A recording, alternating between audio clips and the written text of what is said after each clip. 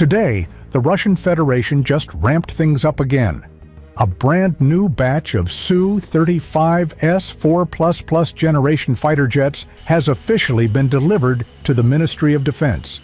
These aren't test units, these are real combat machines. And they're headed straight for the front lines.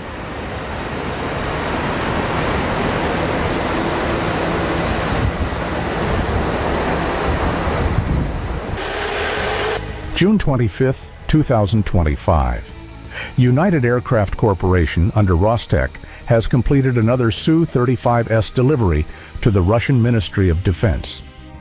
Built at the Komsomolsk-on-Amur aircraft plant, these jets have passed all factory tests, radar systems, avionics, weapons trials, and full endurance flights. Reports suggest they're being deployed immediately, and most likely they're headed west, closer to active combat zones. This marks the third Su-35S delivery batch this year, and it sends one clear signal: Russia isn't slowing down. They're stepping on the gas.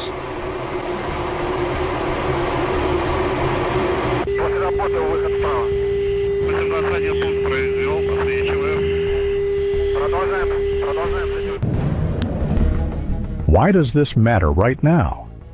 Because it's not just about numbers, it's about momentum. While NATO countries show signs of fatigue, struggling to maintain arms shipments and political will, Russia continues to push forward with consistent deliveries.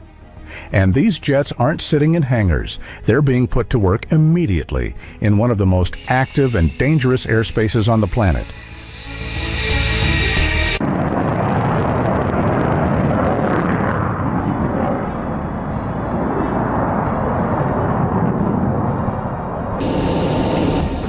So, how exactly is the Su-35S being used today?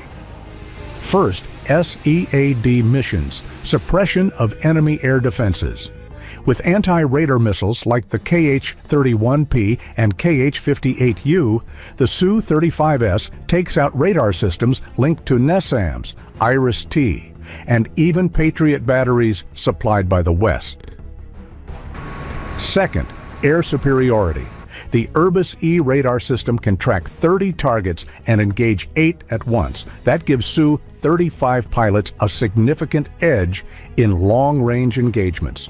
Recent combat reports suggest Su-35S fighters have shot down Ukrainian Su-27s and MiG-29s from over 50 kilometers away, well outside visual range. Third, tactical strikes. The Su-35S is now used to hit high-value ground targets, supply lines, ammo depots, rail junctions, and command posts, all deep behind enemy lines. Its flexibility is its greatest weapon. Russian pilots call the Su-35S one of the most stable and responsive jets in their arsenal. In the field, pilots fly high above radar coverage, dive hard toward target zones, fire off missiles, and escape before they're even detected. This isn't a simulator. This is how real missions are being flown right now. Some even say the Su-35S is the only platform where they feel genuinely superior to enemy aircraft, even in airspaces guarded by Western air defense systems. The Komsomolsk-on-Amur aircraft plant, or KN-AAZ, is now Russia's fighter jet powerhouse, not just Su-35s. They're also producing Su-34s, Su-30SM-2s, and early Su-57s units. Rostec has confirmed they're expanding the plant, adding more automated lines, hiring over 1,200 new workers, and scaling up production for long-term military use. The logic is simple. Russia needs high-performance fighters that are proven, reliable, and cost-effective for a long, grinding conflict.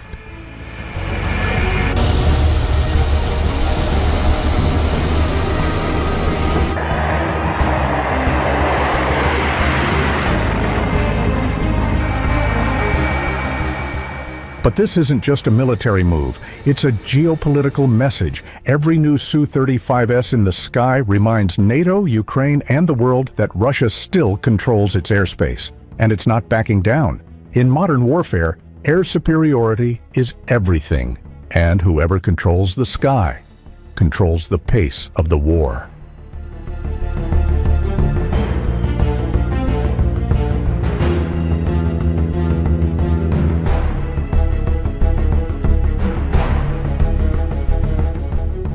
Right now, these new Su-35s are being fueled, armed, and prepared for deployment.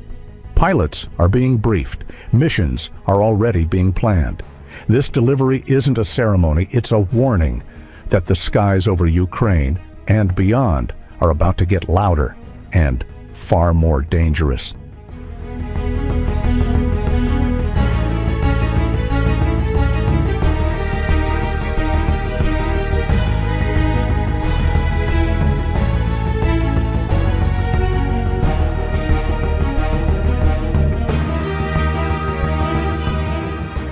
Thanks for watching to the end.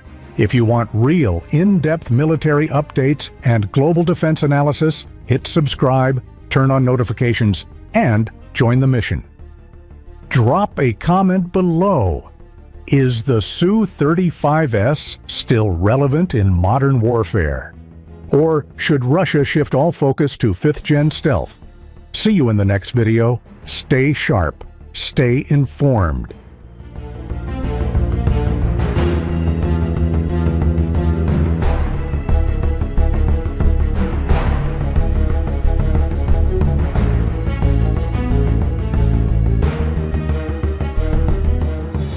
This content is created solely for educational and informational purposes.